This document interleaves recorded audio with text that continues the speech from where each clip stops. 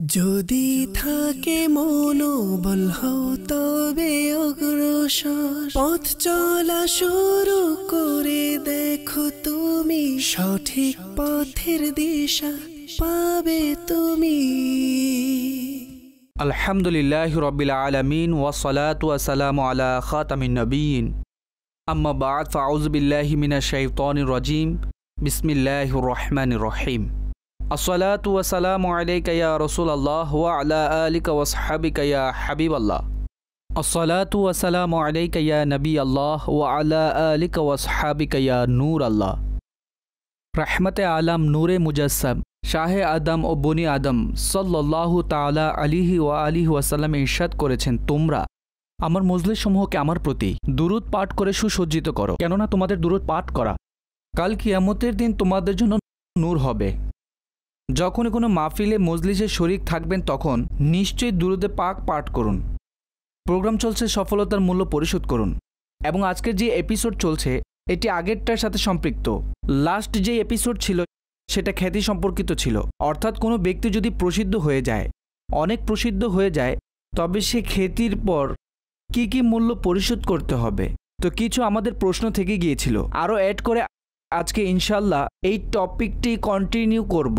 ভালো ভালো নিয়ত সহকারে শুরু থেকে শেষ পর্যন্ত দেখলে তবে ইনশাল্লাহ অনেক কিছু শেখার সৌভাগ্য লাভ হবে। আমাদের সাথে এই প্রোগ্রামে রয়েছেন মুফতি দাওয়াত ইসলামী মুফতি মোহাম্মদ কাসিম সাহেব দামাত বরকতুল্লাহ আলিয়া।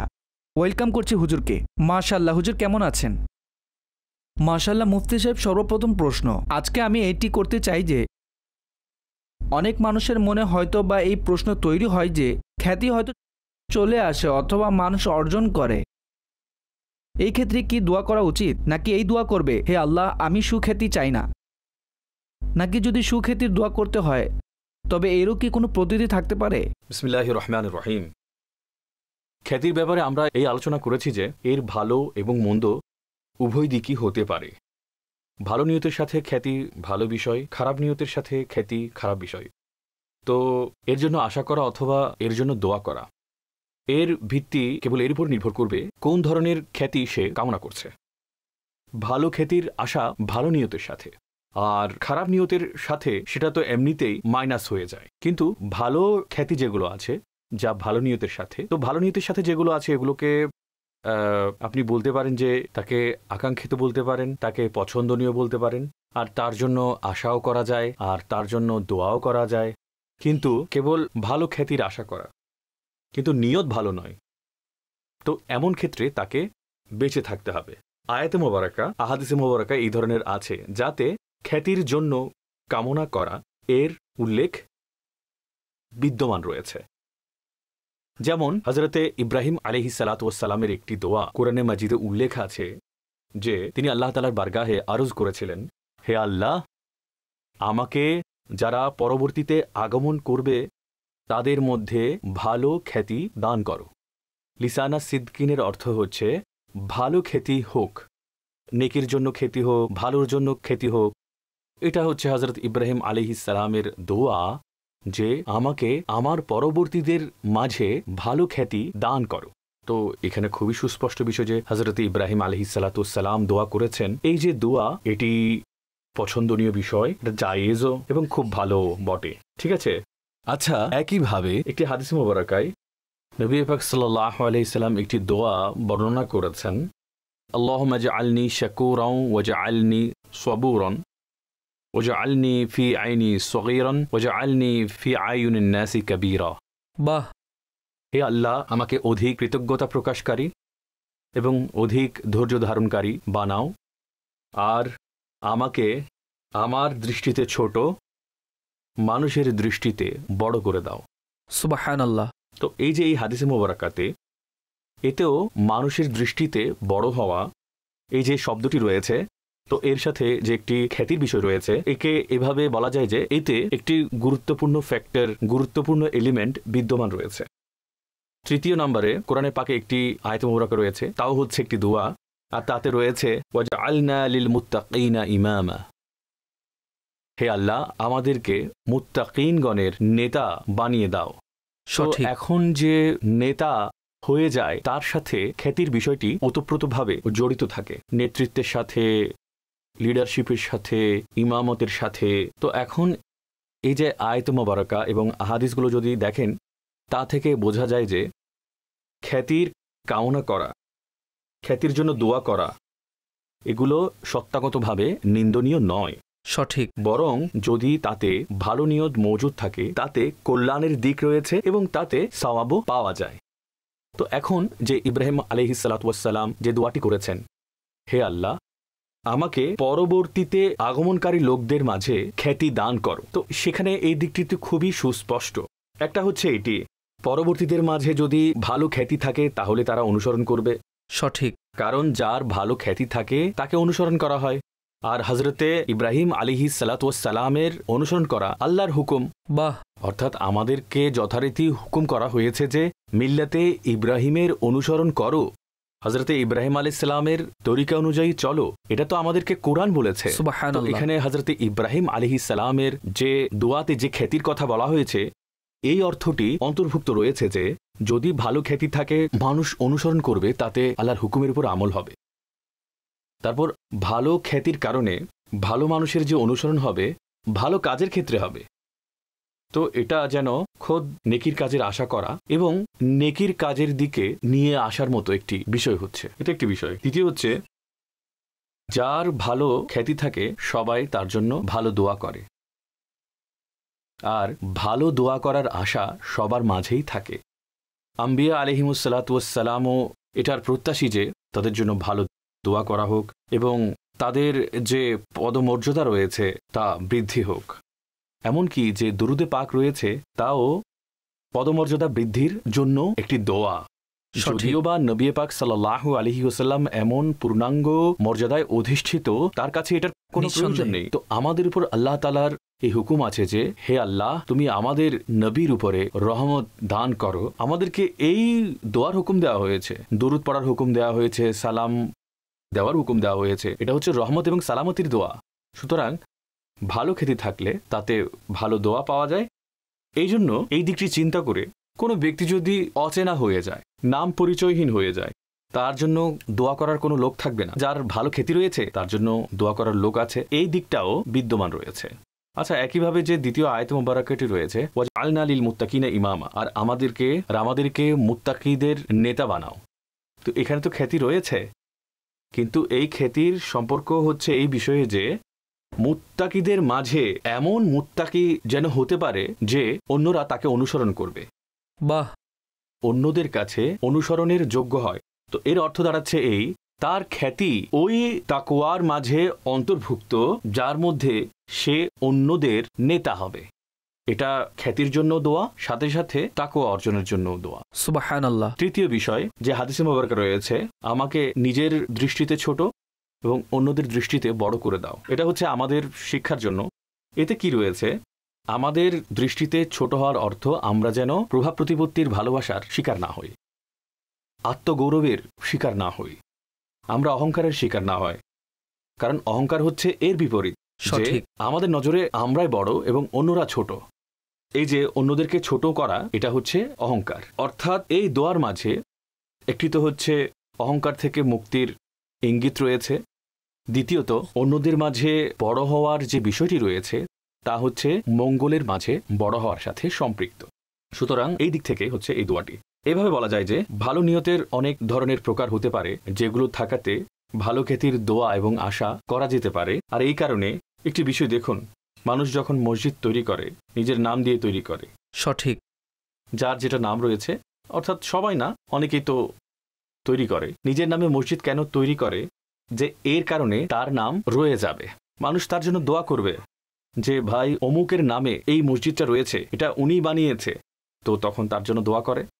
আচ্ছা, এইভাবে নামাজের সময়সূচির ইত্যাদির যেসব বোর্ড লাগানো থাকে মসজিদের দেওয়ালে, ইত্যাদি লাগানো থাকে, তো সেখানে সেটা কে বানিয়েছে, তার প্রতিষ্ঠাতা কে, সেখানে তার নাম লেখা থাকে।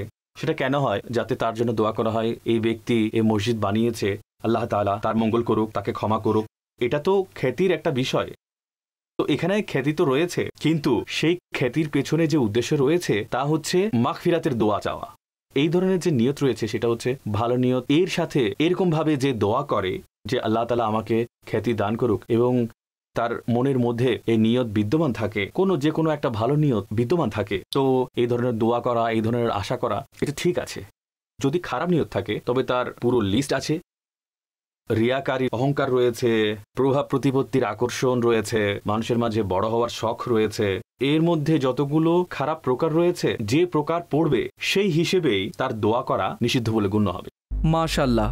কিন্তু মুফতি সাহেব, এটা কি সহজ হবে যে নিয়তের মতোই সুখ্যাতি পাওয়া? আচ্ছা, আমি চাই যে সংক্ষিপ্তভাবে এটা আরেকটু যদি ক্লিয়ারিফাই করে দেন। একদিকে তো এই ঘটনা বলি এবং আমরা শুনেছি যে এমনভাবে আমল করো যেন আল্লাহ ছাড়া কেউ না জানে, গোপন করে রেখো। মসজিদ বানিয়েছেন, নেমপ্লেট দেয়নি এই নিয়তের সাথে যেন আমার আমল গোপন থাকে। এছাড়া এই দিকটিও আপনি বয়ান করেছেন। আরও অনেক কিছুর মধ্যে অনেক বিষয়ের ক্ষেত্রেই হতে পারে হাউ ডু ইউ এক্সপ্লেইন, অর্থাৎ সেই সামান্য পরিমাণ পার্থক্যটা কি যা একজন সাধারণ মানুষ, আমাদের ভিউয়ার্স সর্বদা মনে রাখবে, তাহলে উভয় অবস্থায় ওই যে সুবিধাজনক বিষয়টি থাকবে। আচ্ছা, আমল প্রকাশ করা অথবা গোপন করা, অর্থাৎ মানুষ আমল সম্পর্কে জেনে যাওয়া, গোপন থাকা অথবা গোপন রাখা অথবা বলে দেওয়া, এর মূল ভিত্তি হচ্ছে ওইটাই যা কিনা কোরআনে পাকে সৎকার ব্যাপারে বলা হয়েছে। ইরশাদ হচ্ছে, তোমরা যা সৎকা করো, দান করো, এটা প্রকাশ্যভাবে অন্যদেরকে প্রকাশ্যভাবে দাও, এটাও কত ভালো বিষয়। তো এখানে আচ্ছা, সদকা সে প্রকাশ্য করেছে, বলা হচ্ছে কতই না ভালো বিষয়। কিন্তু সাথে এটা বলা হয়েছে ওয়া ইন তুখফুহা, যদি তোমরা একে লুকিয়ে ফকিরকে দান করো, তো ইরশাদ হচ্ছে এটা তোমাদের জন্য উত্তম। তো এই আয়াতে মোবারকা থেকে ওলামায়ে কেরাম এই ইঙ্গিতটি নিয়েছেন যে ইজহার বা বলে দেওয়া, মানুষের সামনে সাদকা দেওয়া, সেটাও জায়েজ এবং সেটাও ভালো। কিন্তু আল্লাহ তাআলা যেটাকে উত্তম এবং মঙ্গল বলে ঘোষণা করেছেন, গোপন করা। সঠিক। এর উপর ভিত্তি করে হাদিসে মোবারকাটি যার দিকে আপনি ইঙ্গিত করেছেন, আরশের ছায়া ওই ব্যক্তির মিলবে যার ডান হাত সদকা দেবে কিন্তু বাম হাত তা জানবে না। উদ্দেশ্য হচ্ছে এত গোপনভাবে, এত লুকিয়ে সে দান করে। তো আমল প্রকাশ করা এবং গোপন করা এর মূল ভিত্তিটা হচ্ছে যে বান্দার নিয়তের উপরে। মসজিদে বোর্ডে নাম লেখাতে ভালো নিয়ত থাকতে পারে, না লেখাতেও ভালো নিয়ত থাকতে পারে। অর্থাৎ মসজিদে বোর্ডে নিজের নাম প্রকাশ করাতেও ভালো নিয়ত থাকতে পারে, নাম না প্রকাশ করাতেও ভালো নিয়ত থাকতে পারে। আচ্ছা, এমন কিছু আমল রয়েছে প্রকাশ্যভাবে, জামাতের সাথে নামাজ পড়া বা জামাত নামাজ আপনি কিভাবে লুকিয়ে পড়বেন, জামাতের লোকজন জেনে যাবে। হজের বিষয়টি, এটা হচ্ছেই প্রকাশ্য ইবাদত। একইভাবে কোরবানির ইবাদত, কোরবানির ব্যাপারে বলা হয়েছে যে এটা একটু মানুষকে জানিয়ে করো, যাতে মানুষ জানতে পারে যে কোরবানির দিন এসে গেছে, আর ইসলামের একটি শেয়ার বা প্রতীকের প্রদর্শনী করার এটি একটি সময়। তো ওই নিয়তে মানুষকে দেখানো। কিন্তু আপনি দেখতে পাবেন যে সেই কোরবানির মধ্যেও রিয়াকারিও চলে আসে, অনেক বেশি খ্যাতির সাথে, অনেক ধুমধাড়াক্কার সাথে মানুষ অনেক লাইটিং আলোকসজ্জা করে। তো এর মধ্যে রিয়াকারিও চলে আসে, মানুষের মুখ থেকে বাহবা পাওয়ার ইচ্ছাও চলে আসে, এই ধরনের বিষয়গুলো চলে আসে। তো এগুলোর মূল ভিত্তি হচ্ছে নিয়তের উপরে। এখন বিষয়টা হচ্ছে এই যে নিয়তের ব্যাপারে গভীরভাবে মনোযোগ দেওয়ার প্রচেষ্টা চালানো হয়েছে। নিয়তের হেফাজত করা এটা আমাদের সাধ্যের মধ্যে থাকবে, আমাদের জন্য সহজ হবে। তো যদি এরকম বিষয় হয় তাহলে ভালো নিয়তের লিস্টের দিকে যেতে হবে, এরপর আমল প্রকাশ করা যাবে অথবা খ্যাতি অর্জন করা যাবে। কিন্তু আমাদের এখানে এই ধরনের কোনো তরবিয়ত বলতেই নেই। বুজুর্গান দিনের অভ্যাস এরকম ছিল যে আমরা ইলম অর্জন করার আগে 1 বছর ধরে ইলমুন নিয়তের জ্ঞান অর্জন করেছি। তারা নিয়তের ইলম শিখতেন যেন সারা জীবন তাদের বরবাদ না হয়ে যায়। 1 বছর পরিশ্রম করে নেই যাতে আমাদের সারা জীবনকে বাঁচাতে পারি। আপনি যদি কোনো পানি হাউজে ঢালবেন, কোনো পাত্রে ঢালবেন, তখন আপনাকে তো দেখতে হবে এখানে কোনো লিকেজ আছে নাকি নেই।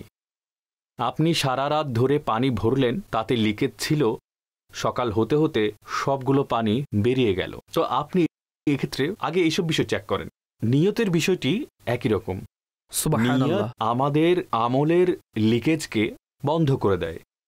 যদি আমরা তাকে পুরোপুরিভাবে সিকিউর ও প্রোটেক্ট করি তাহলে আমাদের আমল সুরক্ষিত থাকে। আর নিয়তে যদি কোনো নেতিবাচকতা থাকে সাথে সাথে আমাদের আমল সব বরবাদ হয়ে যায়। আমাদের এখানে যেহেতু নিয়ত শেখার এই ধরনের কোনো ট্রেন্ড নেই, দাওয়াত ইসলামের পরিবেশে তো বলে বলে নিয়ত শেখানোর মানসিকতা তৈরি করা হয়, কিন্তু তা সত্ত্বেও কেবল নিয়ত করে নেওয়া মানে নিয়তের ইলম নয়, এর সাথে আরও অনেক বড় একটা বিষয় জড়িত রয়েছে। ইমাম গাজালি রহমতুল্লাহ আলাই ইহইয়াউল উলুম কিমিয়া সাআদাতে নিয়ত, ইখলাস, রিয়াকারি নিয়ে অসংখ্য পৃষ্ঠা তিনি লিখেছেন।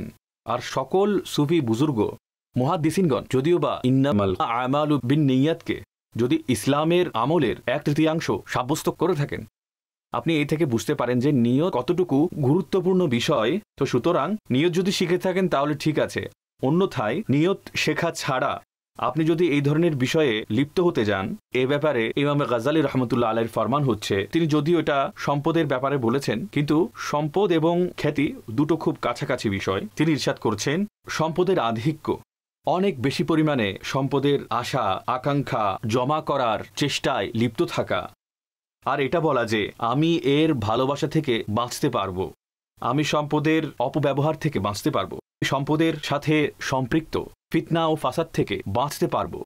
তো তিনি ইরশাদ করছেন, এমনই যেমন কোনো বান্দা সাপ ধরার চেষ্টা করছে, যদিও বা সে সাপের দংশন থেকে বাঁচার জ্ঞান তার আছে, তখন যেন সে তার হাত দেয়, অন্যথায় এই আশায় দেয় যে না আমি একে ধরে ফেলবো, তার ঘাটটায় আমি ধরবো, আমি তার গলা চেপে ধরবো, আমি তার বিষ বের করে ফেলবো। এই খামখেয়ালির সাথে সাপ যদি ধরেন দংশন করে। আল্লাহু আকবার। এই একই বিষয়টা ঘটে সম্পদের ক্ষেত্রে, তার চেয়ে আরো বেশি ঘটে খ্যাতির ক্ষেত্রে। সম্পদের মধ্যে তার যে অপব্যবহারের বিষয়টি রয়েছে তা তুলনামূলক কম, কারণ তা অবভিয়াস। নাজায়েজ কাজে যদি ব্যবহার করেন তাহলে আপনার জানা আছে এটা নাজায়েজ কাজ। নাজায়েজ পদ্ধতিতে যদি উপার্জন করেন তাহলে নো হাউ হয় যে ভাই এটা আমি নাজায়েজ উপায়ে ইনকাম করেছি, আমি ধোকা দিয়েছি, ফ্রড করেছি, ডাকাতি আছে, ফ্রড আছে, ধোকা আছে, আরো অনেক কিছু আছে। কিন্তু খ্যাতির যে বিষয়টা সেটা হচ্ছে অভ্যন্তরীণ বিষয়। যে বিষয় অভ্যন্তরীণ হয়, অন্তরের যে বিষয়াদি হয়, এগুলো খুব সূক্ষ্ম, খুব লুকায়িত এবং খুব জটিল হয়। এই জন্য হাদিসে মুবারাকায় কি ইরশাদ করা হয়েছে, রিয়াকারীর বিষয়টি পিঁপড়ার চলন থেকেও বেশি গুপ্ত এবং লুকায়িত হয়। বান্দার মনে আত্মপ্রদর্শনীর আশা বিদ্যমান আছে, আর তা যে দোষের বিষয় সেটা জানেই না। অন্যদিকে সম্পদের সাথে এত সূক্ষ্ম বিষয় জড়িত থাকে না। তো এই জন্য এই বিষয়গুলোর নিয়তের জ্ঞান যদি কেউ ভালোভাবে রপ্ত করে, তার নিজের নিয়তগুলোকে কারো কাছে জিজ্ঞাসা করে, ডিসকাশন করে, পুরোপুরি ইনফরমেশন কালেক্ট করে, এখন সে যদি বলে আমি খ্যাতি চাই, আমি খ্যাতির দোয়া করছি, আমার মাঝে খ্যাতির কামনা রয়েছে, আর তার উদ্দেশ্য হচ্ছে এইগুলো এবং এগুলো নয়, তখন সে এই দিকে আসতে পারবে। অন্যথায় নিরাপত্তা এর মাঝে নিহিত রয়েছে যে সে নিজের আফিয়ত, নিজের মুক্তির জন্য উপযুক্ত পথ অবলম্বন করে, সে যেন খ্যাতি থেকে দূরে থাকে। মাশাআল্লাহ, খুব চমৎকার। মুফতি সাহেব, আপনি অনেকগুলো বিষয় কভার করেছেন এবং আমি মনে করছি যে দর্শকদের অনেকগুলো প্রশ্ন আছে যা আমার মনে পড়ছে, সেগুলোর উত্তর হয়তো পেয়েছেন। এবং এই বিষয়টি বারবার আপনি দেখবেন, শুনবেন, বারবার প্র্যাকটিস করবেন। এবং এতে আমি আবার বলবো যে উত্তম পরিবেশের সাথে সম্পৃক্ত থাকুন, এমন ব্যক্তিদের সাথে উঠা বসা করা যারা সেরকম জ্ঞান রাখেন এবং আমলের স্পেহ রাখেন। ইনশাআল্লাহ আমরা অনেকগুলো ভুল জিনিস থেকে নিজেকে মাহফুজ রাখতে সক্ষম হয়ে যাব। মুফতি সাহেব, আমরা যাব নারীদের বিষয়ে। সমাজের বড় একটি শ্রেণী এবং এও বলা যায় অনেক স্থানে আধিপত্য বিস্তার করছে। মহিলাদের খ্যাতি সম্পর্কে কি ইরশাদ করবেন এবং এর 2-3টি উদাহরণ পেশ করতে চাই, আমাদের ভিউয়ার্সরা যেন তা কানেক্ট করতে পারে। নারীদের খ্যাতি যদিও ছোট পরিসরে বলি, তবে বংশের মধ্যে প্রসিদ্ধ বলা যায়, তবে এটার আকাঙ্ক্ষার তেমন একটা এটা ডিজায়ার ভাবে না। একজন মহিলা যিনি লেখক হতে পারে অথবা লেখক হয়ে যায়, তার খ্যাতি খুব বড় হয়। কেউ কোনো কমিউনিটিতে বড় হয়, কেউ আবার টিচার হয়ে যায়, এভাবে কেউ সোশ্যাল ওয়ার্কার হয়ে যায়, কেউ আলিমা হয়ে যায়, কেউ মুবাল্লিগা হয়ে যায়। তো যেভাবে পুরুষের মধ্যে খ্যাতির স্থান আছে, আনুমানিক সবাই অথবা এর কাছাকাছি অলমোস্ট। আর বর্তমান সময় তো যেই পরিস্থিতি চলছে, এতে যদি অতীতে এমন কোনো স্পেসিফিক জিনিস ছিল যেখানে নারীরা ছিল না, আজকে তো সেই সময় নেই। কাজেই নারীদের সুখ্যাতি সম্পর্কে কি বলবেন আমাদের যেসব ইসলামী বোন আছেন? তো অনেক কিছু এমন আছে যা আমরা এ পর্যন্ত পুরুষের জন্য ডিসকাস করেছি। তো নারীদের খ্যাতি লাভ করা কেমন তার মনের কী বাসনা এবং বিভিন্ন বিষয়াদি নারীরা নিজেদের ব্যাপারে কি চিন্তা করতে পারে। মহিলাদের ব্যাপারে ইসলামের কিছু বিধি বিধান খুবই সুস্পষ্ট। আর এখন সে যদি কোনো গুণ এবং পূর্ণতা অর্জন করতে চায় তাহলে সে ওই গুণগুলোকে সামনে রেখে তা অবলম্বন করবে। তার মধ্যে সবচেয়ে মৌলিক বিষয় হচ্ছে লজ্জাশীলতা। সঠিক। নাম্বার 2 হচ্ছে পর্দার ব্যাপারে খেয়াল রাখা। নাম্বার 3 নামহরম পুরুষদের মাঝে গমন করা, সেখানে তার গ্যাদারিং, মিক্সিং, এই ধরনের বিষয়গুলো, এসব ব্যাপারে ইসলামের বিধান খুবই সুস্পষ্ট। লজ্জাশীলতা নারীদের জন্য, পুরুষের জন্য জরুরি, কিন্তু নারীদের জন্য তা বিশেষ করে গুরুত্ব দেওয়া হয়েছে। একইভাবে 2 নম্বরে পর্দার বিষয়টি, পর্দার ব্যাপারে ইসলামের বিধিবিধান নারীদের জন্য বিদ্যমান রয়েছে। আর 3 নম্বর রয়েছে মখলুত ইজতিমা, মানুষের সাথে মেলামেশা, পুরুষদের সাথে, অচেনা লোকের সাথে। এই ব্যাপারেও সুস্পষ্ট বিধান রয়েছে যে কোনো ধরনের অতি জরুরি প্রয়োজন ব্যতীত তার অনুমতি নেই। তো এই বিধানগুলো সুস্পষ্ট। একদিকে হচ্ছে এই বিধানগুলো, অন্যদিকে খ্যাতির জন্য আলাদা বিধানগুলো। সঠিক। যেগুলো আমরা পুরুষদের ব্যাপারে বর্ণনা করেছি, ভালো নিয়ত এবং খারাপ নিয়ত, ভালো খ্যাতি এবং খারাপ খ্যাতি, আর কোনো কাজ করে তার খ্যাতি এবং কোনো কাজ না করে তার খ্যাতি কামনা। তো এখানে যতগুলো বিষয় পূর্ববর্তী প্রোগ্রামে আমরা বর্ণনা করেছি, ওইগুলোর সবগুলোই এখানে অ্যাপ্লাইড হবে। আমি কোনো কাজে করলাম না, আমার খ্যাতি তৈরি হোক, এই প্রকারটি হারামের মধ্যে অন্তর্ভুক্ত হবে। খ্যাতি কামনা করা, প্রশংসা কামনা করা। কাজ করেছি খারাপ, খারাপ কাজের মাধ্যমে খ্যাতি, এটাও নাজাইজ, এটা গুনার মধ্যে পড়বে। এটা পুরুষের জন্য হবে এবং নারীর জন্যও হবে। ভালো কাজ করেছে তার জন্য খ্যাতি, সেখানে ওই কথাটা চলে আসে, ভালো খ্যাতি ভালো নিয়তের সাথে, ভালো খ্যাতি খারাপ নিয়তের সাথে। খারাপ নিয়ত যদি থাকে সেটাও পুরুষদের মতো সেটা খারিজ হয়ে যাবে। তো যদি ভালো খ্যাতি ভালো নিয়তের সাথে হয় তবে সেক্ষেত্রে পুরুষদের পরিসীমা ভিন্ন হয়, নারীদের পরিসীমা ভিন্ন হয়। পুরুষদের খ্যাতির ক্ষেত্রে তার যে উপযোগিতা এবং তার যে প্রেক্ষাপট, সেগুলোর পরিমাণ অনেক বেশি। কারণ এখানে পর্দার, নির্জনতার বিষয়টি, সেখানে মানুষের থেকে দূরে থাকা, পুরুষদের থেকে দূরে থাকা, এই ধরনের বিষয়গুলো থাকে না। তো সুতরাং তাদের খ্যাতির সীমা বেশি থাকে। সঠিক। অন্যদিকে নারীদের মাঝে খ্যাতির যে পরিসীমা হবে, সুনামের ক্ষেত্রে পুরুষদের মধ্যেও তার যেন সুনাম সুখ্যাতি ছড়িয়ে পড়ে। মানুষ বলবে অমুক আলিমা, তিনি সমাজের মধ্যে অনেক ভালো ইম্প্যাক্ট ফেলেছেন, সমাজে একটা বিপ্লব সাধন করেছেন, মানুষের মাঝে পরিবর্তন এনেছেন। অর্থাৎ এটাকে এইভাবে বলা যায় যে এই ধরনের যে প্রতিক্রিয়া পাওয়া সেটা ঠিক আছে, কিন্তু তার যে ওয়ার্কিং এরিয়া হবে একজন মহিলার, সেটা মহিলাদের মাঝেই সীমাবদ্ধ থাকবে, সেটা মহিলাদের মাঝেই হবে। যদি তিনি মুবাল্লিগা হন, তার যে বয়ান হবে সেটা মহিলাদের মাঝেই হবে। যদি তিনি আলিমা হন, তার যে শরঈ জবাব হবে সেগুলো মোস্টলি মহিলাদের মাঝেই হবে। যদি তিনি মুফতিয়া হন তবে তার যে ফতোয়া নেবে নর্মালি তারা মহিলাই হবেন। এখন তার যে পরিসীমা সেটা মহিলাদের মাঝেই। এদের মধ্যে যদি খ্যাতি হয়, এটাকে এইভাবে বলা যায় যে কিছু মহিলার খ্যাতিমান হওয়া, এগুলো কিছুটা দিনের চাহিদার নিকটবর্তী, আর এটা খোদ তাদের জন্যও ভালো এবং সমাজের জন্যও ভালো।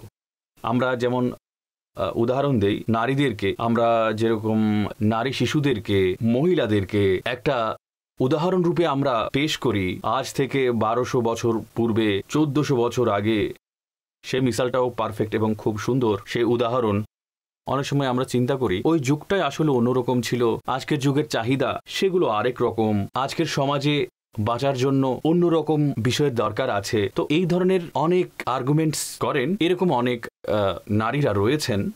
তো এখন যদি আজকের যুগে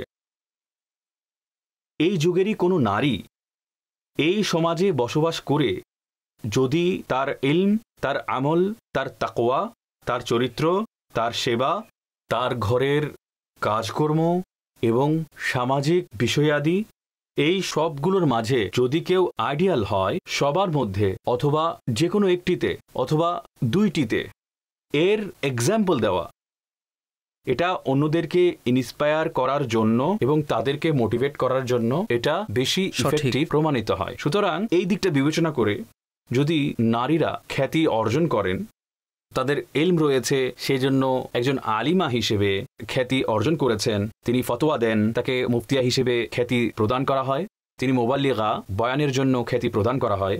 এইভাবে বিবেক বুদ্ধি রয়েছে এবং সমঝদারি রয়েছে, এগুলোর ক্ষেত্রে তাকে অন্যদেরকে শেখানোর জন্য, অন্যরা যাতে উৎসাহী হয়, এই ধরনের খ্যাতি বলতে পারেন যে এটা শরীয়তের চাওয়া, এটা পছন্দনীয় এবং এটা প্রশংসিত কাজ। সঠিক। খারাপ খ্যাতি সেটা নিষিদ্ধ হবে, খারাপ নিয়তে ভালো খ্যাতি সেটাও নিষিদ্ধ হবে। খ্যাতি যেটা কোনো ধরনের উদ্দেশ্য ছাড়া, সেটা খারাপ না হোক কিন্তু ভালোও না, এই ধরনের যে বিষয়গুলো আছে সেক্ষেত্রে আমরা বলবো যে এই ধরনের বিষয়ে মহিলাদের ক্ষেত্রে বেটার হচ্ছে যে খ্যাতি থেকে দূরে থাকাই তাদের জন্য উত্তম। অন্যথায় ইসলামের ইতিহাসে মহিলাদের এমন হাজারো নাম রয়েছে, নারী সুফিদের ক্ষেত্রে, নারী মুহাদ্দিসের ক্ষেত্রে। আমি একটা যথারীতি কিতাব দেখেছি, তা কেবল নারীদের সম্পর্কে ছিল যারা নারী মুহাদ্দিস ছিলেন, যারা হাদিস শাস্ত্র নিয়ে কাজ করেছেন।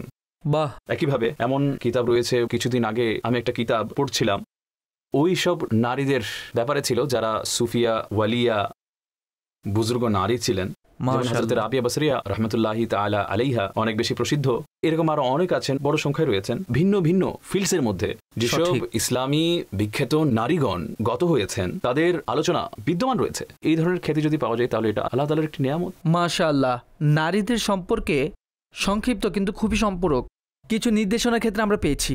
তো ইসলামী বোনেরা এই বিষয়গুলোকে খেয়াল রাখবেন এবং সেই অনুযায়ী যদি আপনি জীবন অতিবাহিত করার চেষ্টা করেন, তবে ইনশাআল্লাহ আপনার জন্য দুনিয়া ও আখিরাত উভয় দিক থেকে খুবই ভালো হবে।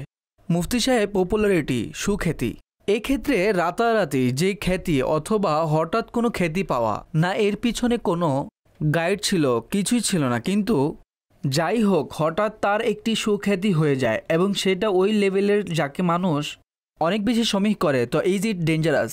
এই যে এমন ক্ষেত্র নিয়ে আপনি কি বলবেন এবং এর কোনো মূল্য কি আছে যা আপনি মনে করছেন যে মানুষের পরিশোধ করতে হবে, নাকি এটাও সেই ধরনের যেভাবে সাধারণ খ্যাতি থাকে?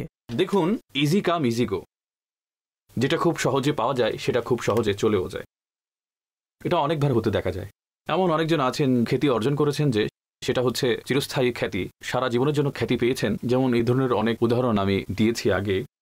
কিন্তু কিছু খ্যাতি এরকম হয় যে সেগুলোকে রক্ষা করা কঠিন হয়ে পড়ে, কারণ খ্যাতির কারণে মানুষের আর্থিক অবস্থা, মানসিক অবস্থা বদলে যায়।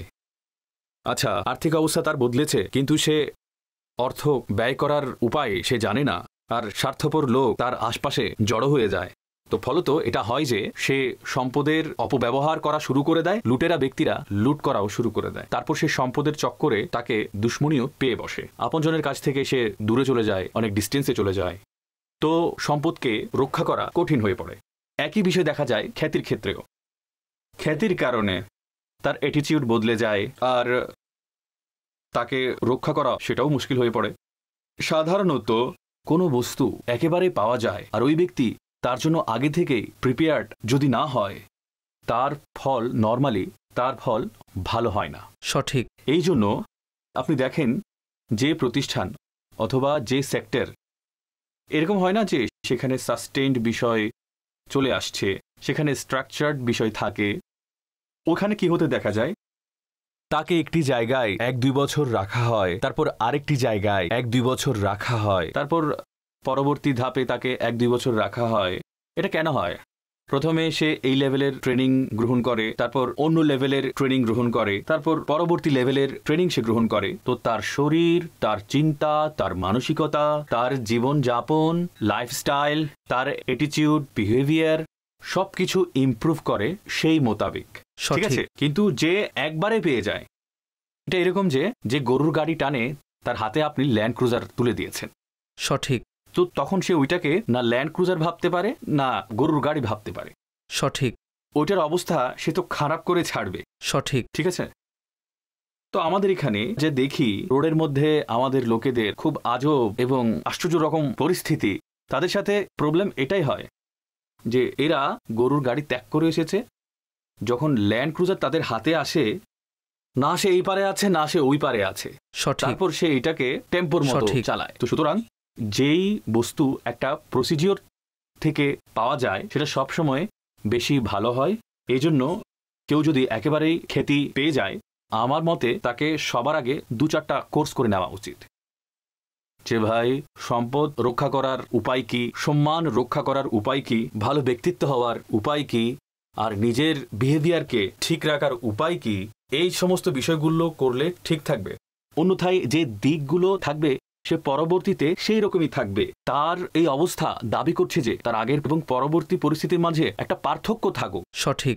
একটা আমাদের এখানে কালচারাল ডিফারেন্সের যে বিষয়টা আছে, সামাজিকভাবে যে ক্লাস ডিফারেন্সটা আছে, কোনো জায়গায় ভালো কোনো জায়গায় খারাপ, কিন্তু এই বিষয়টা খুবই স্পষ্ট যে যেটাকে বলা যায় যে টঙে বসে খাবার খায়, তাকে যদি 5 স্টার হোটেলে বসে খেতে বসিয়ে দেন তো সেখানেও সে টেবিলের উপর পা রেখে বলবে এই।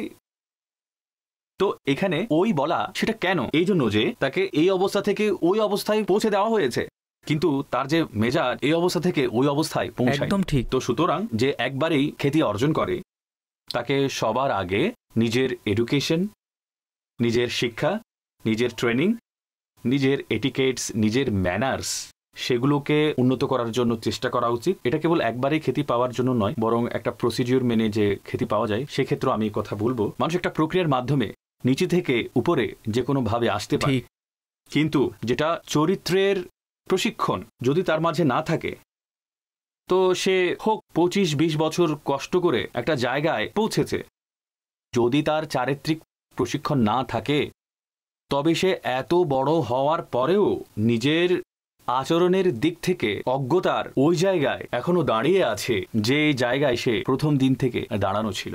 হোক সে একজন স্টুডেন্ট থেকে, ক্লাস 10-এর টিচার থেকে, সে ইউনিভার্সিটি লেভেলের টিচার হোক, যদি সে তরবিয়ত অর্জন না করে, চারিত্রিক সংশোধনের দিকে নজর না দেয়, সে ফার্স্ট ক্লাস অফিসার হয়েও জাহিল হবে।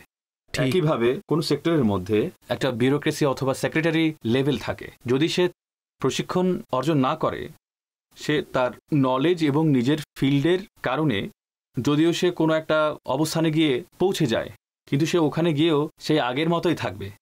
সে ওখানে পৌঁছেও আগের ভঙ্গিতে মানুষের সাথে কথাবার্তা বলবে, অর্থাৎ তার মাঝে সেই পরিপূর্ণতার বিষয়টি আসবে না যেটা আসা উচিত ছিল। এমনকি দিনী ফিল্ডের মধ্যেও, দুনিয়াবি নয় দিনী ফিল্ডের মধ্যেও, যেহেতু আমাদের এটা দিনী ফিল্ড এবং আমাদের শ্রোতারা এই সেক্টরের সাথে জড়িত, সেই পার্সপেক্টিভ থেকে কথা বলছি। যদি কোনো ব্যক্তি তার যদি তরবিয়ত না থাকে, সে একজন সাধারণ মুবাল্লিগ থেকে বড় মুবাল্লিগ হয়ে যায়, অথবা সে একজন সাধারণ আলিম থেকে অনেক বড় আলিম হয়ে যায়, অথবা সে একটা ছোট আর্টিকেল লেখক থেকে অনেক বড় লেখক বনে যায়, সে ছোটখাটো মাসালার জবাব দেওয়া থেকে অনেক বড় মুফতি হয়ে যায়, যদি তার ট্রেনিং, তার তরবিয়ত, তার আখলাক, তার ম্যানার্স এই প্রশিক্ষণগুলোর সাথে সাথে না হয়ে থাকে, তো আপনি বিশ্বাস করুন এই যতগুলোর নাম আমি বলেছি, সে তার নিজের সাফল্যের শীর্ষে গিয়েও অবনতির উদাহরণ সৃষ্টি করবে, যে মানুষ শুনে তওবা করবে যে আমি এরকম হতে চাই না। যদিও বা দিনী সেক্টরের ক্ষেত্রে বিদ্যমান পরিস্থিতি অনেক ভালো রয়েছে, যে আলহামদুলিল্লাহ এখানে তরবিয়তের একটা ব্যবস্থা যুগপতভাবে বিদ্যমান। স্কুলের মতো নয় যে একজন ব্যক্তি অনার্স কমপ্লিট করে ফেলেছে, তাকে নৈতিক শিক্ষার নামে ইসলাম ধর্মের যে কয়েক পাতা পড়ানো হয় সে ওগুলো ছাড়া কিছু জানে না। অন্যথায় কি হবে, সে অফিসার হলে অফিসার হবে কিন্তু করাপ্ট হবে, অন্য ফিল্ডে গেলেও সে করাপ্টেড, চোর, লুটেরা হবে, কারণ সেখানে তরবিয়তের কোনো বিষয় অন্তর্ভুক্ত নেই। ধর্মীয় ক্ষেত্রে যেগুলো ধর্মীয় মাদ্রাসা রয়েছে, এই ধরনের সংগঠনগুলোর মাঝে সেখানে প্রশিক্ষণের একটা ব্যবস্থা থাকে, কিন্তু এটা খুবই স্পষ্ট যে 100% এখানেও হয় না। এই জন্য তরবিয়তকে নিজের সাথে আবশ্যিকভাবে সম্পৃক্ত রাখুন, অন্যথায় আমি যা উল্লেখ করেছি জিরো থেকে হিরো হয়েও মানসিকভাবে সে জিরো থেকেই যাবে। সুতরাং তরবিয়ত তার সাথে সাথে থাকা উচিত। মাশাআল্লাহ, আমরা খুবই চমৎকার মাদানী ফুল শুনেছি। এখন আপনারও আমার উপর যে আমরা যে স্থানে আছি, যে মর্যাদায় আছি, আমাদের পজিশন যাই থাকুক, এইসব বিষয়কে আমরা সর্বদা মনে রাখব যে আমি কোন ক্যাটাগরিতে আছি। এমন হয় যে যখন এই ধরনের আলোচনা হয় তখন আমরা অন্যদের মতো চিন্তা করা শুরু করে দিই। অমুক তো প্রসিদ্ধ মানুষ, তো একটু তার নির্দেশনা নেই, একটু তার মতে চলে দেখি। ভাই, অন্যদের পিছনে পড়ার চেয়ে আমাদেরকে নিজের সংশোধনের দিকে মনোযোগ দেওয়া উচিত, যাতে নিজেকে নিজে ক্ষতি থেকে বাঁচাতে পারেন। দিনই ক্ষতিও হয় এবং দুনিয়াবি যে কোনো ধরনের ক্ষতি হতে পারে। তো আল্লাহ পাক আমাদেরকে খ্যাতির যেসব ভয়াবহতা রয়েছে তা থেকে হেফাজত করুন। মুফতি সাহেব, শেষ প্রশ্ন, যে অনেক বুজুর্গদের সম্পর্কে কিতাবের মধ্যে এমন ঘটনা পাওয়া যায়, তারা যখন প্রসিদ্ধ হয়ে যায় এবং মানুষ তাদেরকে ফলো করে, কিন্তু তারা জেনে বুঝে এমন কিছু কাজ করছে ফলে মানুষ তাদের থেকে দূরে সরে যায়। তো এটা কেমন ক্যাটাগরি এবং এর পিছনে কেমন ভালো নিয়ত থাকতে পারে? হতে পারে দর্শকদের মধ্যে কেউ এই ধরনের ঘটনা শুনে থাকলে বা পড়লে, তো যদি কেউ কুমন্ত্রণার শিকার থাকে তবে যেন সেই সমস্যার সমাধান হয়ে যায়। খুব সুন্দর প্রশ্ন করেছেন আপনি। এটা হতে দেখা যায় যে এক ধরনের একটি ঘটনাকে আপনি যখন ফাইনাল আদেশ মনে করে প্রতি ক্ষেত্রেই অ্যাপ্লাই করেন, তো একে ভুল অ্যাপ্লাই করা হয়ে থাকে। ঠিক আছে, যেমন অনেক বুজুর্গানের দিন এমনও পাওয়া যায় যারা কখনো বাদশাহের দরবারে গমন করেননি, শাসকদের কাছে তারা গমন করেন। সঠিক। এখন আপনি তাদের উদাহরণ নিয়ে যদি এমন কোনো ক্ষেত্রে অ্যাপ্লাই করা হয় যে কিনা শাসকদের কাছে গমন করছে, বলবে যে দেখো বুজুর্গানের দিনরা তো যেতেন না, এই ভাই যাচ্ছে। আচ্ছা, এখন যার অসম্পূর্ণ নলেজ আছে, অসম্পূর্ণ নলেজের ব্যক্তি বলবে আসলেই এটা তো অনেক বড় ভুল। বরঞ্চ পুরো নলেজ হচ্ছে এটাই, দুই ধরনেরই বুজুর্গ ছিলেন, এই ধরনেরই ছিলেন, ওই ধরনেরও ছিলেন। এই কাজের মূল ভিত্তি তাদের নিয়তের উপর ছিল। একই বিষয় খ্যাতির ক্ষেত্রেও প্রযোজ্য, যে কিছু ব্যক্তি নিজেকে মানুষের মাঝে সম্মানপূর্ণ পর্যায়ে রেখেছেন, নিজের পোশাকের ক্ষেত্রে, নিজের ইমামাতে, নিজের জুতোয়, নিজের মিটিং সভায় নিজেকে বড় স্পেশাল ওয়েতে উপস্থাপন করে রেখেছেন। আর কিছু এমন আছেন যারা এত সাধাসিধে, এত কৃচ্ছতা সাধনের মধ্যে নিজেকে রেখেছেন যে তাকে কেউ চিনতেই পারে না। আল্লাহু আকবার। তারাও বুজুর্গ, এরাও বুজুর্গ। আচ্ছা, কারো মাঝে খৌফের আধিক্য ছিল আর কারো মাঝে রুচির প্রাধান্য ছিল। সঠিক। যেমন হযরতে সৈয়দনা হাসান বসরি রাদিয়াল্লাহু তাআলা আনহু, তার মাঝে খৌফের প্রাধান্য ছিল। তার কথাবার্তা এমন ছিল যে যেন দেখে মনে হতো তিনি জাহান্নামকে নিজের চোখে দেখে কথা বলছেন। আল্লাহু আকবার। কিন্তু তারই যুগে হযরতে ইমাম মুহাম্মদ বিন সিরিন রাদিয়াল্লাহু তাআলা আনহু, তিনিও তাবী ছিলেন, একই মর্তবার বুজুর্গ, ওই একই ধরনের মুজতাহিদ, ওই একই ধরনের ফকিহ, ওই একই ধরনের মুহাদ্দিস, ওই একই ধরনের কোরআন বিশেষজ্ঞ, ওই একই ধরনের নেক মুত্তাকি আল্লাহওয়ালা। কিন্তু তিনি এত হাস্যরস করতেন যে তার যে মজলিস হতো তাতে খুব উচ্ছ্বাস বিদ্যমান থাকত। তো এখন আমরা যদি কেবল হাসান বসরি রাদিয়াল্লাহু তাআলা আনহুর ঘটনা নিয়ে বলি, বাস সব সময় চেহারা এরকম রাখতে হবে, তো এই ধরনের উদাহরণ অ্যাপ্লাই করা সঠিক হবে না। সঠিক। আইডিয়াল হরফে আখির হচ্ছেন নবী পাক সাল্লাল্লাহু আলাইহি সাল্লামের পবিত্র সত্তা, তার নিচে মানুষের মেজাজ, মানসিক অবস্থা, এগুলো সবগুলোই বিভিন্ন ধরনের হতে পারে। হতে পারে যে কোনো বুজুর্গের শৈশবকালের অবস্থা এমন ছিল যে সেজন্য তার মাঝে কষ্টের আধিক্য থাকে, তার মধ্যে ওই আগের যে প্রশিক্ষণের বিষয় ছিল সে ফ্যাক্টরটা সামনে চলে এসেছে, তিনি এই ধরনের বিষয়গুলো পড়েছেন, তিনি ওই ধরনের হয়ে গেছেন। কিন্তু আপনি একে দিনের পুরো ব্যাখ্যা বানিয়ে সবার উপরে অ্যাপ্লাই করতে পারবেন না। একই বিষয় খ্যাতির ক্ষেত্রেও, খ্যাতির মধ্যে এরকম অবস্থাও রয়েছে, একজন ব্যক্তি এই জন্য বসতো মানুষ যেন তার কাছে আসে, আর অধিকাংশ বুজুর্গ এরকমই ছিলেন। খাজা জুনায়েদ বাগদাদী রহমতুল্লাহ আলাই, দাতা সাহেব, গৌসে পাক বা খাজা গরিবে নওয়াজ আলাইহিমুর রহমা, এই সকল বুজুর্গ বসতেন, মানুষ আসতো তাদের কাছে, মানুষ তাদের ভক্তির প্রদর্শন করত, তাদের হস্তচুম্বন করত, পদচুম্বন করত, তাদের ভক্তি প্রদর্শন করতে গিয়ে তাদের সাথে কি কি করত, এই সকল কিছু ছিল। আর তারা তাদের সেই ভালোবাসার সাথে সবাইকে নিয়ে পথ চলেছেন। আবার এর সাথে তারাও রয়েছেন যারা বনের দিকে চলে গেছেন, পাহাড়ে চলে গেছেন, গুহায় গিয়ে বসে গেছেন, মখলুকের সাথে মেলামেশা সবকিছু বন্ধ করে দিয়েছিলেন, তাদের ঘর থেকেই তারা বের হতেন না, তারাও রয়েছেন। তারা নিজেদের মেজাজ, তাদের নিয়তের কারণে এই কাজটা করতেন। সুবহানাল্লাহ। এই বুজুর্গগুলো নিজের মেজাজ, নিজের নিয়তের কারণে এরকম কাজ করতেন। সুতরাং মানুষের, বুজুর্গদের অবস্থা কখনো ওয়ান সাইডেড নিশ্চিত রূপে হতেই পারে না। আল্লাহু আকবার। নবী পাক সাল্লাল্লাহু আলাইহি ওয়াসাল্লাম উসুল এত সুন্দরভাবে দান করেছেন। আমলের মূল ভিত্তি হলো মানুষের নিয়ত। আমল এরকমও হতে পারে, আমল ওই রকমও হতে পারে, কিন্তু তার মূল ভিত্তি হচ্ছে নিয়ত। তো একজন আলিম রয়েছেন, কেউ তার হাত চুম্বন করলে হাত সরিয়ে নেন, আরেকজন হচ্ছেন কেউ হাত চুম্বন করতে চাইলে বাড়িয়ে দেন। ঠিক আছে, দুইজনের ব্যাপারেই রিওয়ায়াত বর্ণিত আছে, দুই ধরনের উপায়ের ব্যাপারে, তাদের পদ্ধতির ব্যাপারে দুজনেরই ভিন্ন ভিন্ন নিয়ত রয়েছে। একজন আলেম খুব দামি পোশাক পরেন, যাতে মানুষ বুঝতে পারে উনি হচ্ছেন আলেম, মাসালা জিজ্ঞেস করে, এটা মুস্তাহাব এই কাজের জন্য। একজন ব্যক্তি খুব সাদাসিধে পোশাক পরেন, তার মেজাজ হচ্ছে এরকম সাদাসিধে, সে ভোগ বিলাস থেকে নিজেকে বাঁচিয়ে রাখেন, তার নিজস্ব নিয়ত রয়েছে, তিনি তার জায়গায় ঠিক আছেন। সুতরাং বুজুর্গানে দিন যে খ্যাতি থেকে বেঁচে থাকতেন, এর জন্য বিভিন্ন কাজ করতেন, এর মধ্যে একটা সীমা পর্যন্ত তাদের মন মানসিকতার বিষয় অন্তর্ভুক্ত ছিল, একটা সীমা পর্যন্ত তাদের জীবন যেভাবে কাটিয়েছেন তার একটা অবদান আছে, আর একটা হচ্ছে তাদের যে নিয়ত তার প্রভাব রয়েছে। সুতরাং যার যেরকম নিয়ত সে মোতাবেক তারা আমল করেছেন। মাশাআল্লাহ মাশাআল্লাহ, জাযাকাল্লাহু খাইরা মুফতি সাহেব। খুব চমৎকার কথা, প্রত্যেকটি কথাই অসাধারণ, এবং এই থেকে আমরা নির্দেশনা পেতে পারি, এবং এটা আমাদের উদ্দেশ্য থাকে, এবং এটাই সেই প্রকৃত ইলম যা জ্ঞানকে উদ্দীপিত করে। এই হচ্ছে সেই ইলম যা হলো নূর, অন্ধকার থেকে বের করে।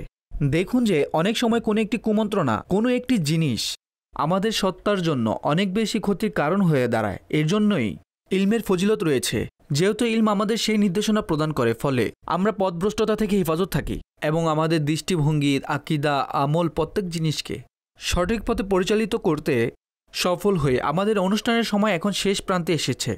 আশা করছি যে অনেকগুলো নতুন বিষয় আপনি শিখতে পেরেছেন। আল্লাহ পাক আমাদের সকলকে দিন ও দুনিয়ার বরকত দান করুন, নিয়ামত হাতছাড়া হওয়া থেকে হেফাজত করুন ইনশাআল্লাহ আজ্জা ওয়াজাল।